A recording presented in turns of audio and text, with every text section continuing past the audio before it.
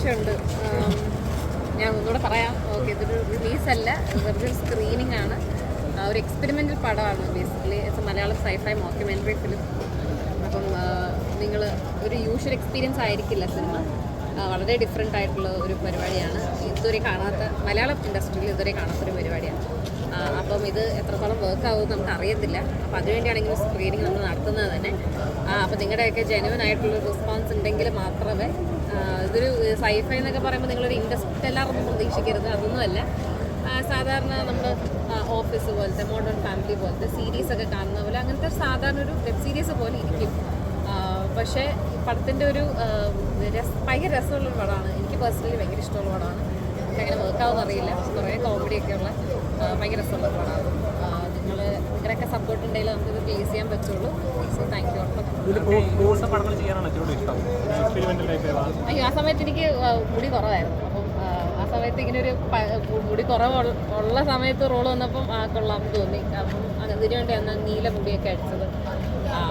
അപ്പോൾ എനിക്കിഷ്ടമാണ് എക്സ്പെരിമെൻറ്റ്സ് എന്ന്. എൻ്റെ അപ്പിയറൻസസിൽ കുറേ എക്സ്പെരിമെൻറ്റ്സ് നടത്താൻ എനിക്ക് ഭയങ്കര ഇഷ്ടമാണ്. അപ്പോൾ അങ്ങനെ ചെയ്ത ഒരു പടമാണ്. വളരെ ഇൻട്രസ്റ്റിംഗ് ആണ്. പിന്നെ ഞാനൊരു ഏലിയൻ ആയിട്ടാണ് ഈ സിനിമയ്ക്കകത്ത്. അപ്പോൾ അതിൻ്റെ ഒരു വളരെ രസകരമായ നിമിഷങ്ങളൊക്കെ ഉള്ള ക്യൂട്ടായിട്ടുള്ള സിനിമയാണ് basically. Gokul also has done A very good job. നിങ്ങൾ വിചാരിക്കുന്ന ഒരു ഗോകുലല്ല.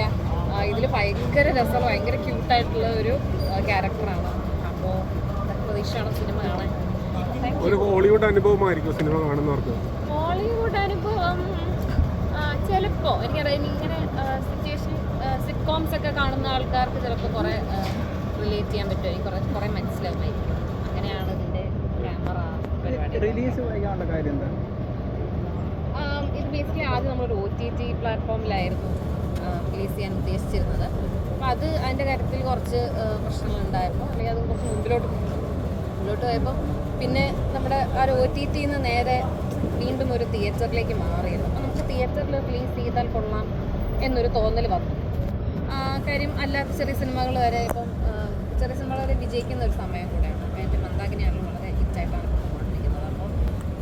അപ്പോൾ നമുക്ക് ഇതെന്തുകൊണ്ട് തിയേറ്ററിൽ റിലീസ് ആയിക്കൂടാന്ന് നോക്കിയപ്പോൾ എല്ലാം ഫേവറബിളായിട്ട് വരുന്നില്ല. അതുകൊണ്ടാണ് ഇങ്ങനെ സ്ക്രീനിങ് നടത്തുന്നത്. ആൾക്കാർ ഇതിനെപ്പറ്റി എന്താണ് ചിന്തിക്കുന്നത് എന്നറിയാനുള്ള ഒരു കൗതുകം കൊണ്ടാണ് ഈ സ്ക്രീനിങ് നടക്കുന്നത്. അപ്പോൾ ഇത് നല്ലതായിട്ട് റെസ്പോൺസ് വരുവാണെങ്കിൽ ഇത് അങ്ങനെ റിലീസ് ചെയ്യാം, അല്ലെങ്കിൽ will go back to OTT. Sci fi not പടമെന്ന് പറഞ്ഞില്ലേ, അതുകൊണ്ട് തന്നെ ഒരു ആനിമേഷൻ ഇമ്പോർട്ടൻസ് ഒക്കെ ഉണ്ടാവും. കുറേ ഇതിൻ്റെ VFX അടിപൊളിയാണ്. നിങ്ങൾ കണ്ടാൽ മനസ്സിലാവും. അടിപൊളി VFX വർക്കാണ്. അതൊരു ഇതാവുമോ, ഒരു കമ്പാരിസൺ ആവുമോ ഹോളിവുഡ്? ഇല്ല, അങ്ങനെ. കാരണം ഇത് ഓൾറെഡി ഒരു സൈഫൈ മൂവിയാന്ന് പറയുന്നത്. ഏലിയൻ വരുന്നു, കുറേ സീക്വൻസ് ഒക്കെ ഉണ്ടാവുമല്ലോ. അപ്പം അതൊരു ഇതാവുമോ, ഒരു കമ്പാരിസൺ ആവുമോ? കമ്പാരിസൺ ആവാനൊന്നുമില്ല. പക്ഷെ ഭയങ്കര ക്വാളിറ്റിയിലാണ് പടം VFX ചെയ്തിരിക്കുന്നത്. അങ്ങനെ കമ്പാരിസൺ ആവാൻ ഇല്ല, അങ്ങനെയൊന്നും വരത്തില്ല. ഇല്ല, അത് കാണുമ്പോൾ മനസ്സിലാവും. ഇവിടെ തമ്മനത്ത് വെച്ചിട്ട് തന്നെ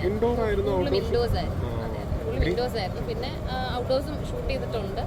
അതും എറണാകുളത്ത് വെച്ച് തന്നെയായിരുന്നു. ഐലൻഡിലൊക്കെ ഒരു ഓഫീസ് വീടാക്കിയിട്ട് അങ്ങനത്തെ ഒരു പരിപാടിയായിരുന്നു. നമ്മുടെ ഗതാഗത മന്ത്രി ഗണേഷ് കുമാർ സാറുമായിട്ടുള്ള എക്സ്പീരിയൻസ്? അയ്യോ, പുള്ളി ഭയങ്കര സ്വീറ്റ് ആയിട്ടുള്ള ഒരാളാണ്. പുള്ളിയുടെ കൂടെ അഭിനയിക്കുന്നതായിട്ട് ഭയങ്കര കോമഡിയാണ് പുള്ളി. ആക്ച്വലി നമ്മൾ കാണുന്ന റെയിൽവേ ഒരു തഗ് ആണല്ലോ. ഭയങ്കര രസമായിരുന്നു പുള്ളിയുടെ കൂടെ വർക്ക് ചെയ്യാൻ. ഭയങ്കര കംഫർട്ടബിൾ ആയിരുന്നു. നമ്മളിങ്ങനെ ഒരുമിച്ചായിരുന്നു. ഷൂട്ട് ചെയ്യുന്ന സമയത്താണെങ്കിലും പുള്ളിയുടെ ഇൻപുട്ടും നമ്മുടെ ഇൻപുട്ടും അങ്ങനെ എല്ലാവരും നമ്മളെപ്പോഴും ഒരുമിച്ചായിരുന്നു. കുറേ നാളായി. ഞാൻ വളരെ ചെറുതായിരുന്നു ആക്ച്വലി ഷൂട്ട് ചെയ്യുമ്പോൾ. മണിച്ചിത്രത്താഴ് മോഡലുള്ള ഒരു ഗണേഷ് കുമാറിനെ കാണാൻ പറ്റുമോ? മണിച്ചിത്രത്താഴിലെ? ഇല്ല, അതൊന്നും അല്ല. പക്ഷെ ഭയങ്കര കോമഡിയാണ്, ഭയങ്കര രസമാണ്. 2021 ആണ് എൻ്റെ ലാസ്റ്റ് ഷൂട്ട്, സെക്കൻഡ് ഷെഡ്യൂൾ നടക്കുന്നത്. Anyway, all the best. Thank you.